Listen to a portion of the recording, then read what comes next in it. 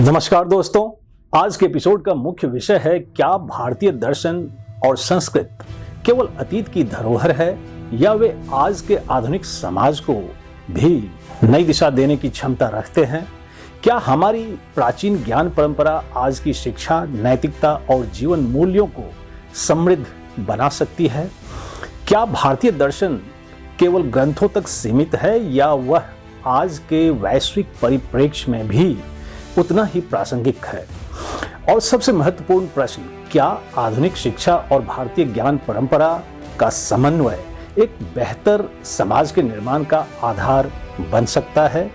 इन्हीं महत्वपूर्ण और विचारोत्तेजक प्रश्नों को ध्यान में रखते हुए आज हमने लाइफ एक्सप्रेस में एक ऐसे विशिष्ट विद्वान को आमंत्रित किया है जो भारतीय दर्शन, संस्कृत साहित्य और शिक्षा के क्षेत्र में अपने उत्कृष्ट योगदान के लिए देश भर में सम्मानित हैं। आज वे हमें भारतीय ज्ञान परंपरा की गहराइयों से परिचय कराएंगे तथा बताएंगे कि हमारी सांस्कृतिक और दार्शनिक विरासत आज के समय में किस प्रकार मार्गदर्शक बन सकती है। लेकिन उन सभी महत्वपूर्ण चर्चाओं से पहले मैं आज के हमारे विशिष्ट अतिथि, जो वास्तव में किसी परिचय के मोहताज नहीं हैं, उनका एक संक्षिप्त परिचय प्रस्तुत करना चाहूंगा। हमारे आज के विशिष्ट अतिथि हैं प्रोफेसर पंकज कुमार मिश्र। प्रोफेसर मिश्रा का जन्म 1 नवंबर 1968 को बिहार के सहरसा जिले के चैनपुर नामक गांव में हुआ। प्रोफेसर मिश्र वर्तमान में Saint Stephen's college, university of Delhi के संस्कृत विभाग में प्रोफेसर के रूप में कार्यरत हैं।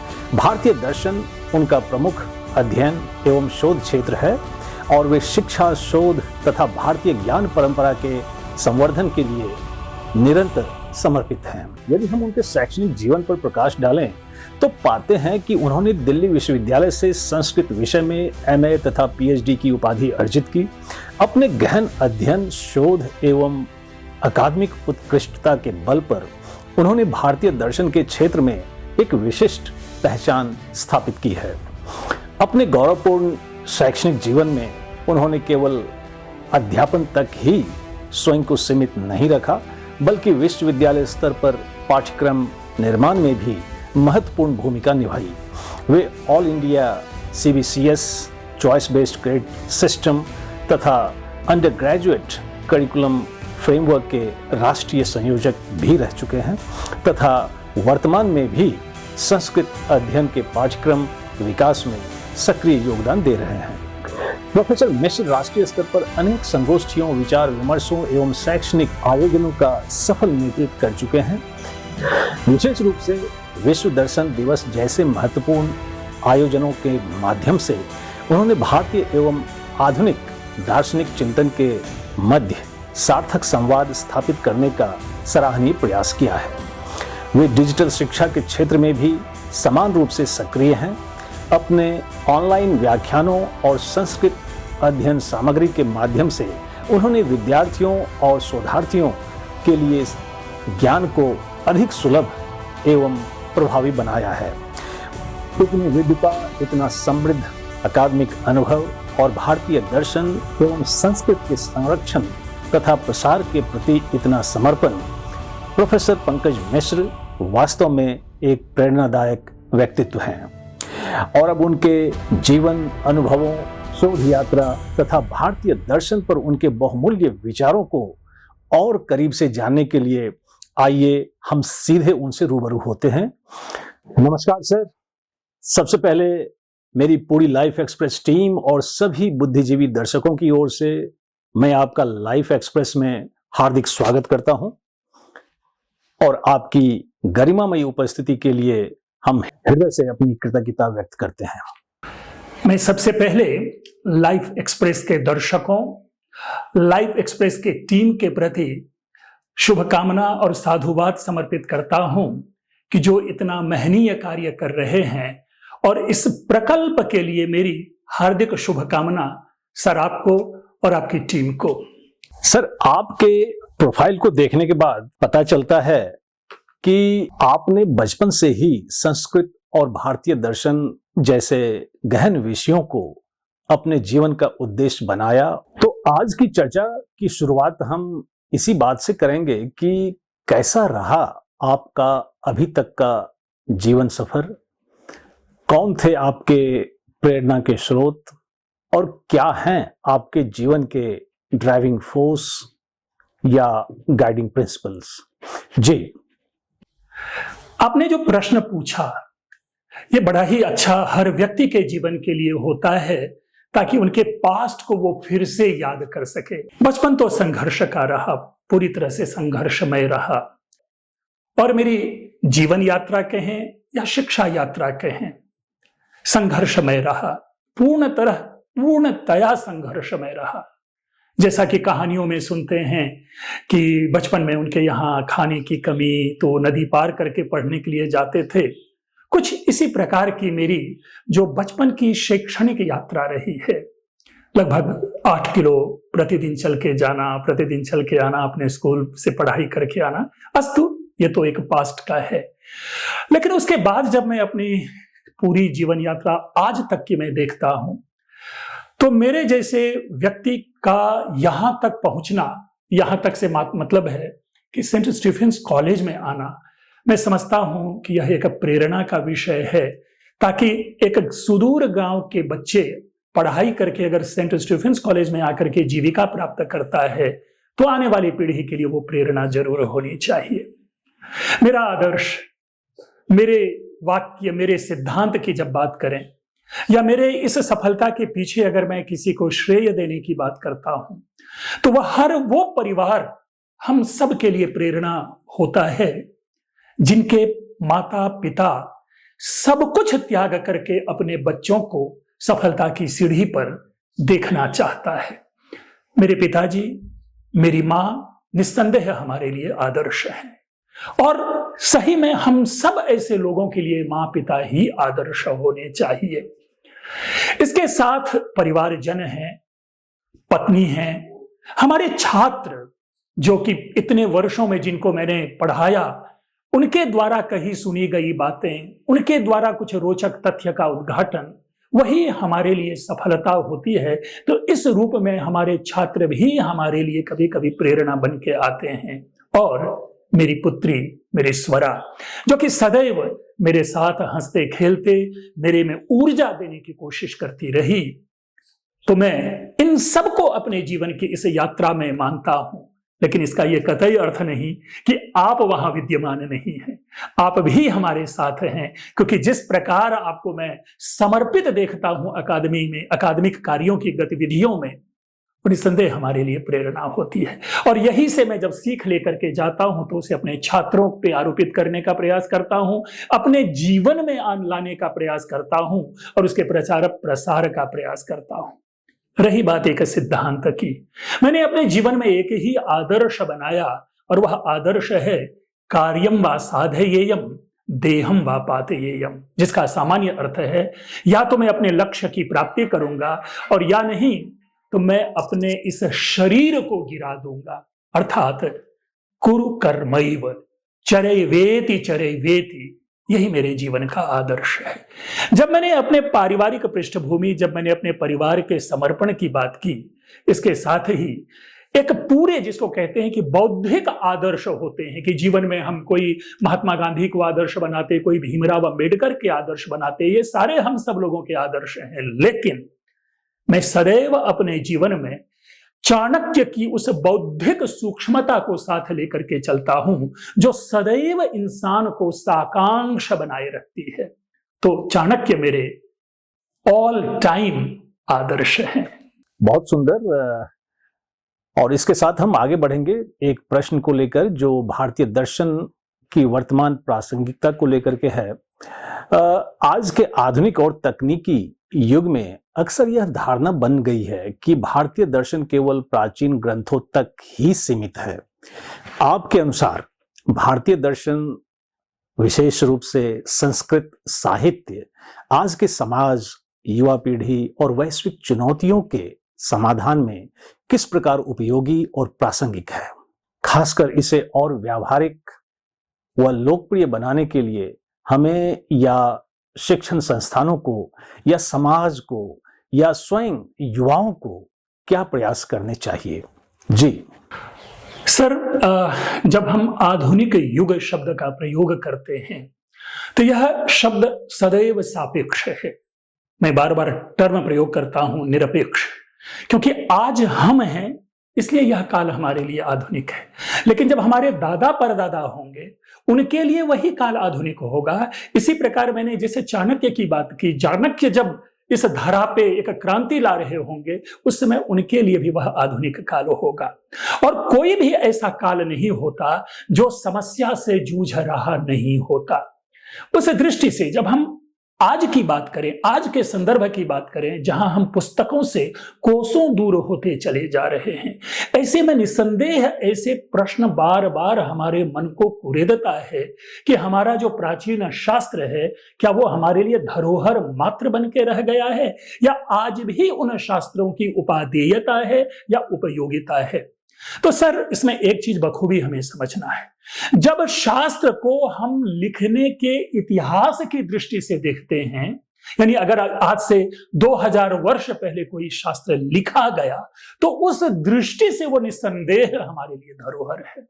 लेकिन जब उस शास्त्र की व्यावहारिकता की ओर जाते हैं, उस शास्त्रीय ज्ञान की समग्रता को देखने का हम प्रयास करते हैं, तो यह बात हमें अवश्य रूप से ध्यान में रखना चाहिए कि उनकी उसी व्यावहारिकता का परिणाम है कि आज हम इस विषय पर विमर्श कर रहे हैं कि दर्शन कितना प्रासंगिक है, दार्शनिक साहित्य कितना प्रासंगिक है। अर्थात कल भी प्रासंगिक था, परसों भी प्रासंगिक था, उससे पूर्व भी प्रासंगिक था, और चूंकि कल परसों और इससे पूर्व प्रासंगिक था इसलिए कल भी प्रासंगिक रहेगा, परसों भी प्रासंगिक रहेगा, और इतिहास के उस क्षण तक यह ग्रंथ प्रासंगिक रहेगा या दार्शनिक विचारधारा उस क्षण तक अपनी प्रासंगिकता बनाई रखेगी जब तक मनुष्य बुद्धि से सोचने का प्रयास करता है।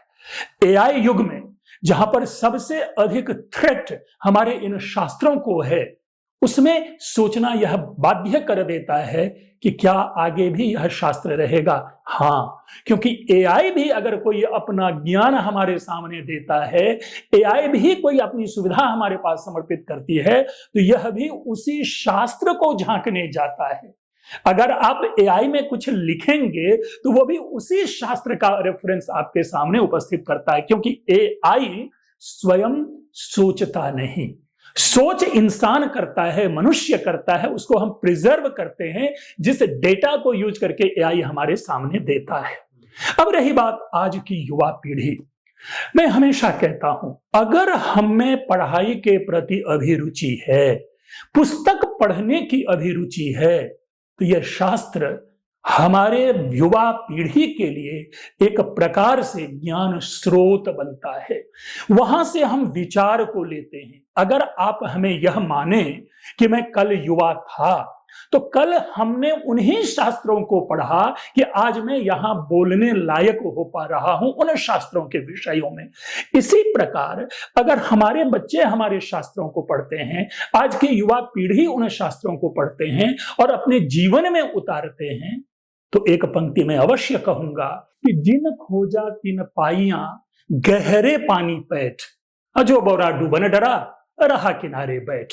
मतलब अगर उस शास्त्र में हम डुबकी लगाते हैं, जितनी गहराई में जाते हैं, उतना ही हमारा बौद्धिक विकास होता है, उतना ही हमारा मानसिक विकास होता है, उतना ही हमारा चिंतन परिपक्व होता है।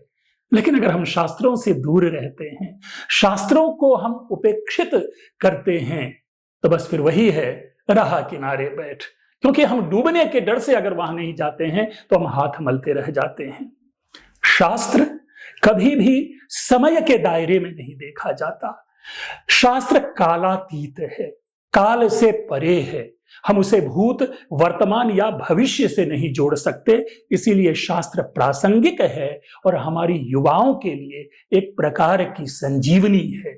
इसलिए सर मैं जरूर कहूंगा कि हम अपनी लाइब्रेरी बनाएं, अपने पुस्तकों का चयन करके उसमें रखें, और नहीं कुछ तो प्रतिदिन हम 2 पृष्ठ पढ़ के भी अपने उस समय को बताएं। अन्यथा आज के युग में एआई है ही सारे प्रश्नों का उत्तर देने के लिए। बहुत अच्छा। और आगे हम बढ़ते हैं एक प्रश्न की ओर जो नई शिक्षा नीति और भारतीय ज्ञान परंपरा को लेकर है। राष्ट्रीय शिक्षा नीति NEP 2020 में भारतीय ज्ञान परंपरा और संस्कृत को विशेष महत्व दिया गया है। एक शिक्षक और पाठ्यक्रम विशेषज्ञ होने के नाते आप इस परिवर्तन को किस दृष्टि से देखते हैं? क्या यह वास्तव में भारतीय शिक्षा व्यवस्था में सकारात्मक बदलाव ला सकता है? जी, ये बड़ा ही गंभीर प्रश्न है, खास करके जब से ये पिछले 4-5 वर्षों से यह हमारे पाठ्यक्रम के ऊपर आरोपित हुआ है। मैं जब आपने भावना आदि को लेकर के, मंशा आदि के लेकर के जो आपने संकेत दिया है, तो जब मैं ये सोचता हूं और इस पर विमर्श करता हूं, तो मेरे मन में 2 प्रकार के भाव उभरते हैं। मैं जब भावना की बात करता हूं, जब सरकार की दृष्टि और दृष्टिकोण की बात को समझने का प्रयास करता हूं, तो मुझे लगता है कि यह बहुत ही सुंदर प्रयास है, क्योंकि भारतीय ज्ञान परंपरा को प्राथमिकता मिलना यह एक प्रकार से हम भारतीयों का कर्तव्य था, जिसे कि अभी आकर के इनको चिन्हित किया गया। और भारतीय ज्ञान परंपरा का तात्पर्य यहाँ केवल संस्कृत साहित्य, संस्कृत शास्त्र या भारतीय दर्शन ये नहीं है, बल्कि भारतीय ज्ञान परंपरा वैश्विकता को अपने अंदर समाहित करके चलता है, उस वैश्विक दृष्टि को अपने साथ लेकर के चलता है, उस शास्त्रीय या जिसे हम करें कि पाठ्यक्रम की बहुमुखता को साथ लेकर के भारतीय ज्ञान परंपरा चलती है। लेकिन जब इसके व्यावहारिक पक्ष को देखते हैं, जब इसके इम्प्लीमेंटेशन को देखते हैं, तब मुझे कहीं कहीं लगता है कि इसमें तर्कहीनता की स्थिति है या दिशाहीनता की स्थिति है। और वह इस कारण से कि ये जो पिछले 4-5 वर्षों से अभी UGCF जो कि NEP अम्ब्रेला के अंडर है, हम लोगों ने अपने अपने विश्वविद्यालयों में इंप्लीमेंट किया है, तो वहां पर यह सत्य है कि यह हमने जो पाश्चात्य देशों के विश्वविद्यालय हैं उनके समान अपने को लाने का प्रयास किया है। लेकिन शिक्षा कभी समानता से नहीं है। शिक्षा जो है मूल रूप से जो ज्ञान की प्राप्ति है वो हमारी आवश्यकता है। हम किसी के बराबर हमें अपने को नहीं खड़ा करना है। हमें यह देखना है कि उन विषयों या उन पाठ्यक्रमों की उपयोगिता हमारे छात्रों के लिए क्या है।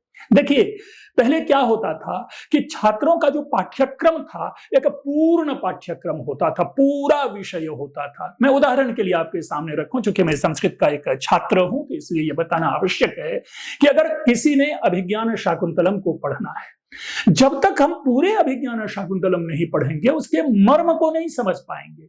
अब क्या हो गया कि विश्वविद्यालय में उसका प्रथम अंक और चतुर्थ अंक दे दिया गया, तृतीय अंक नहीं है, द्वितीय अंक नहीं है, पंचम अंक नहीं है, षष्ठ अंक नहीं है, सप्तम अंक नहीं है। उन्होंने क्या पढ़ा अभिज्ञान शाकुंतलम में? शकुंतला की विदाई और दुष्यंत शकुंतला का दर्शन, बस। तो इस दृष्टि से छात्रों को वो अधूरा ज्ञान होता है। वहां पर पहले क्या होता था कि पूरा ग्रंथ पढ़े जाते थे, फिर उसके बाद हमारे पास समय मिलता था और उस समय के अधीन हम पुस्तकालयों में जाकर के उनसे संबद्ध जो होती थी पुस्तकें, हम उनका अध्ययन करते थे, हम नोट्स बनाते थे, हम विमर्श करते थे और तब जाकर के हमारी पढ़ाई की पूर्णता होती थी। अब आज क्या है, 8:30 बजे से लेकर के 5 बजे बच्चों का एक वर्टिकल क्लासेज है। उस वर्टिकल क्लासेस में क्या है, एक कुछ ऐसे विषय हैं जिनकी मैं नहीं समझता व्यक्तिगत जिसकी उपयोगिता है। AEC, VEC, VAC, SEC, साथ में GE, DSE, आपने ये सारी चीजें लगा दी। दिखने में बहुत ही सुंदर लगता है, लेकिन छात्रों की उन परेशानियों को समझ पाना बहुत ही मुश्किल होता है। और इसका परिणाम क्या हुआ कि इतने विकल्प है हमारे सामने कि जो दर्जनों छात्र होते हैं एक विकल्प को पढ़ लेते हैं, रेस्ट जो 50 विकल्प है वो अधूरा रह जाता है, उसको पढ़ने वाला कोई नहीं मिलता है। ठीक है, हम कह सकते हैं कि बच्चे स्वतंत्र हैं अपनी चयन के लिए, लेकिन जो मूल विषय है कि आज बच्चों के पास समय नहीं है इस UGCF के कारण, इस NEP के कारण, कि अपने मूल विषयों का पूर्ण अध्ययन कर सके। लेकिन पुनः मैं ये कहूंगा कि अगर भारतीय ज्ञान परंपरा, क्षमा चाहूंगा कि मैं भारतीय ज्ञान परंपरा से अच्छा शब्द समझता हूं भारतीय ज्ञान संस्कृति। मुझे परंपरा शब्द से सर्वथा विरोध है। हम इस पर कभी विमर्श करेंगे कि भारतीय ज्ञान परंपरा वर्सेस भारतीय ज्ञान संस्कृति। तो ये जो भारतीय ज्ञान परंपरा है, स्वाभाविक रूप से हम बच्चों के लिए हमने भारत को समझने का एक नया मार्ग प्रशस्त किया है। और जब तक हम भारत को नहीं समझ सकते तब तक हम अन्य को नहीं समझ सकते। इसीलिए हमारे लिए आवश्यक है कि पहले हम स्व को समझें, फिर पर को समझें। तो भारतीय ज्ञान परंपरा ने उस स्व का बोध हमें कराया है, हमारी अस्मिता को देखने का प्रयास किया है, अपने अस्तित्व को बनाने का प्रयास किया है, फिर किसी पर की अस्मिता का प्रश्न उठता है। तो इस रूप से भारतीय ज्ञान परंपरा एक आशा की नई। अब माफ कीजिएगा, यहां मैं थोड़ा आपको रोकना चाहूंगा। बहुत सुंदर सर वक्तव्य आपने दिया एनईपी को लेकर, लेकिन एक पर्टिनेंट क्वेश्चन या एक मैं कहूंगा इंटरमीडिएट क्वेश्चन यहां आपके लिए है। जैसा हमें ज्ञात है कि आप एक ऐसे पृष्ठभूमि से आते हैं जो कभी पूरे विश्व के लिए नॉलेज एपिसेंटर हुआ करता था। जी हाँ, मैं बात कर रहा हूं बिहार के नालंदा विश्वविद्यालय की। थोड़ी देर पहले आप एनईपी के इम्प्लीमेंटेशन को लेकर बात कर रहे थे। उसी कड़ी में हम आपसे जानना चाहेंगे कि आज जहां पूरे भारत के अधिकांश राज्यों में एनईपी इम्प्लीमेंट हो चुका है, वहीं बिहार में एनईपी के इम्प्लीमेंटेशन को लेकर एक तरह की उदासीनता देखी जा रही है। बिहार के मैं समझता हूं कि अधिकांश विश्वविद्यालय ने एनईपी को एक तरह से नकारा है।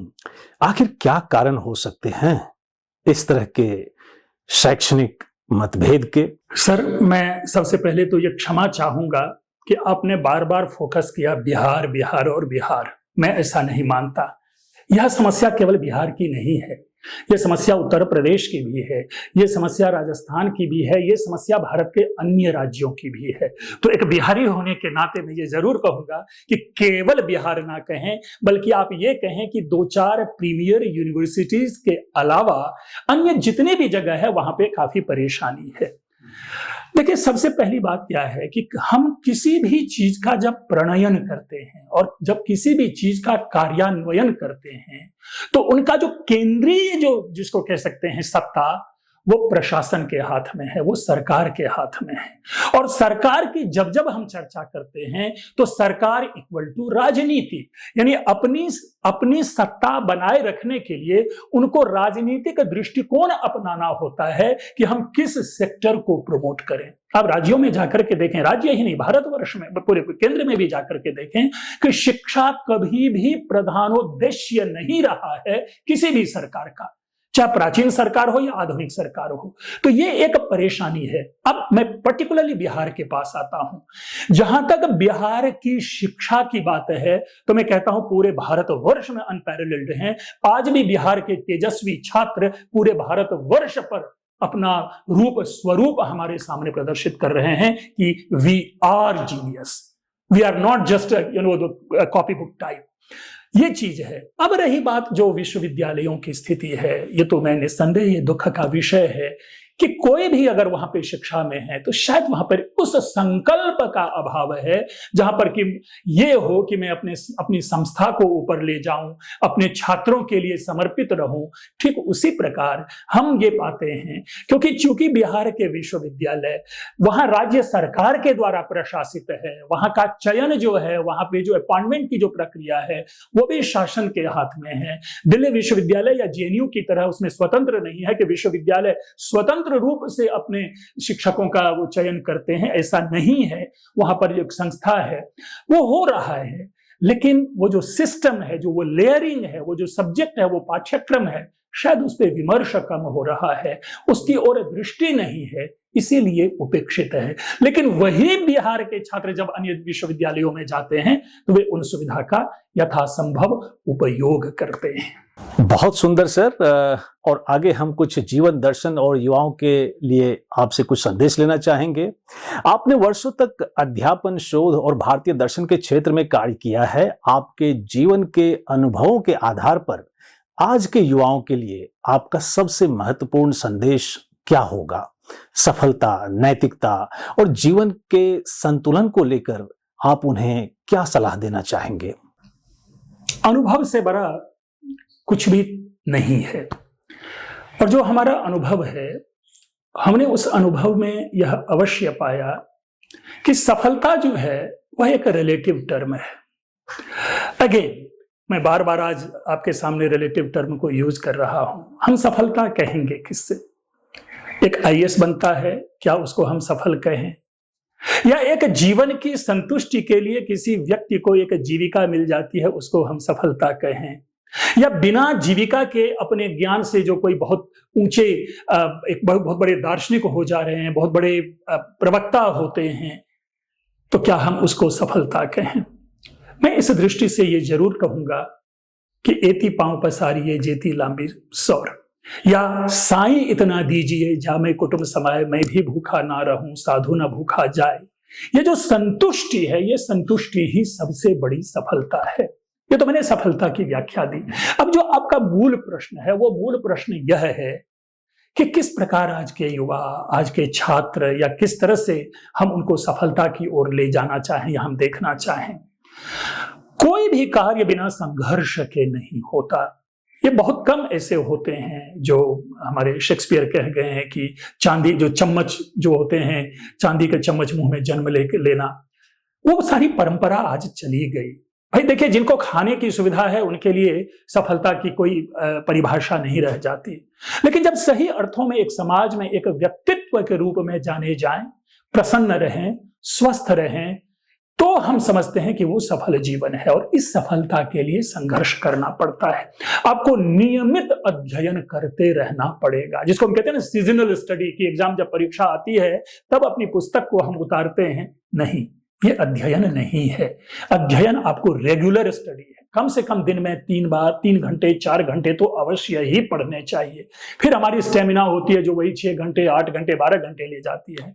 हमने जीवन में जिस लक्ष्य को बनाया, उस लक्ष्य के अनुकूल रास्ते का चयन करना परम अनिवार्य है। आप जरा सोचें कि अगर चिड़िया के आंख में अर्जुन बाण देता है, तो इसका मतलब है कि अर्जुन ने चिड़िया की आंख में बाण को बेंधने के लिए कितना श्रम किया होगा, कितना परिश्रम किया होगा।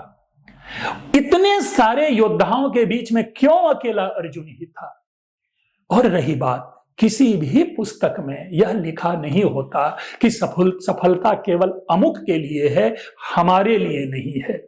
हर वो व्यक्ति सफल होते हैं जिन्होंने अपने कार्य के प्रति निष्ठा दिखाई, अपने लक्ष्य के प्रति समर्पण दिखाया।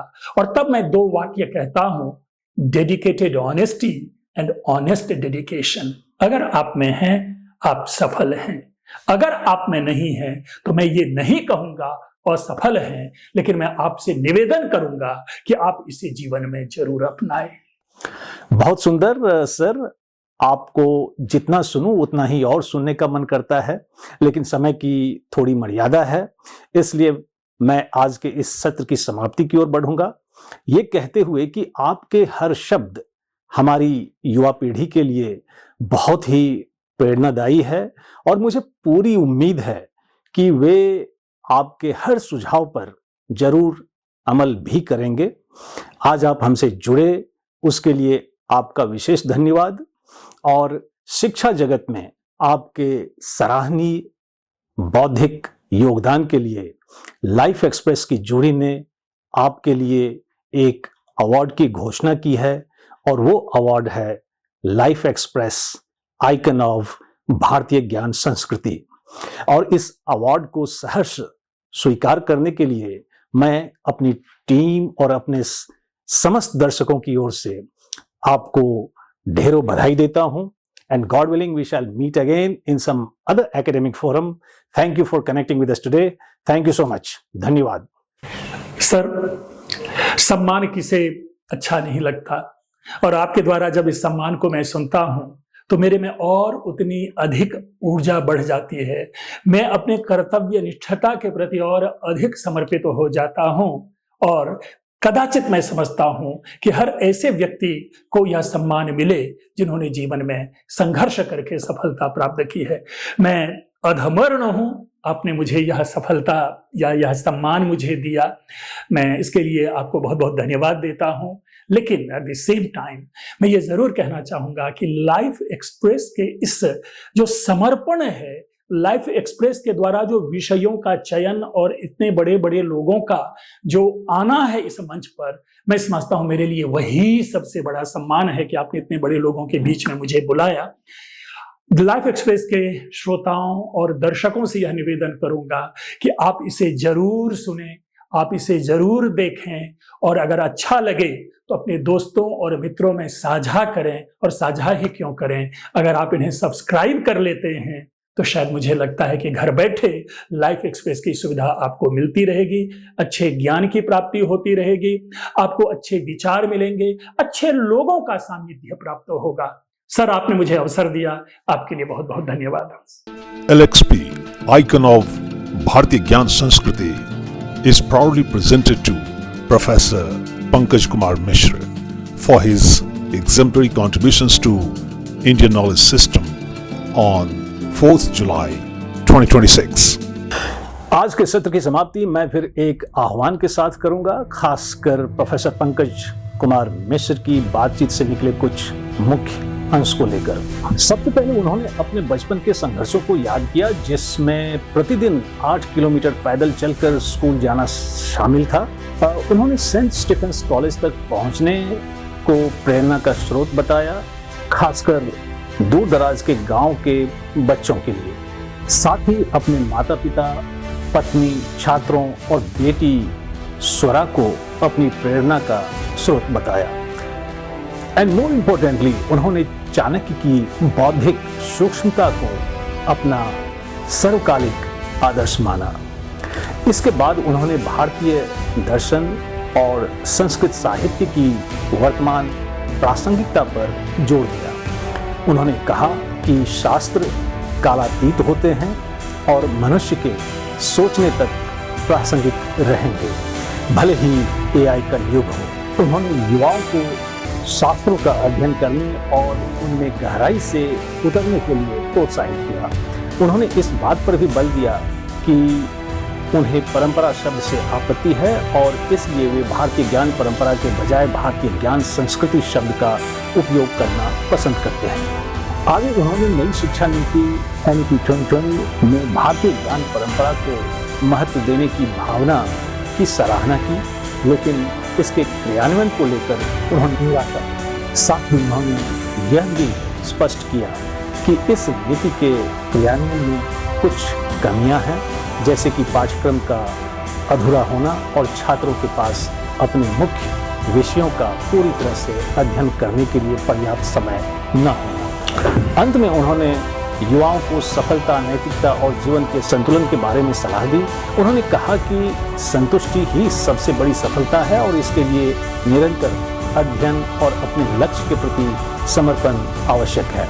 उन्होंने समर्पित ईमानदारी और ईमानदार समर्पण को सफलता की कुंजी बताया। With those deliberations of professor Pankaj Mishra, we close this episode और मिलते हैं अगले एपिसोड में।